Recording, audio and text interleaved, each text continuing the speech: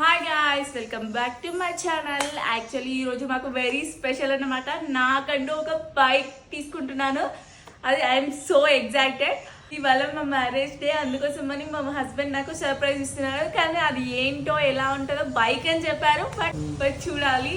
నేనైతే full excitement ఉన్నాను. First time నాకంటూ ఒక బైక్ వస్తుంది. చూద్దాం, చలో వెళ్ళిపోదాం పదండి.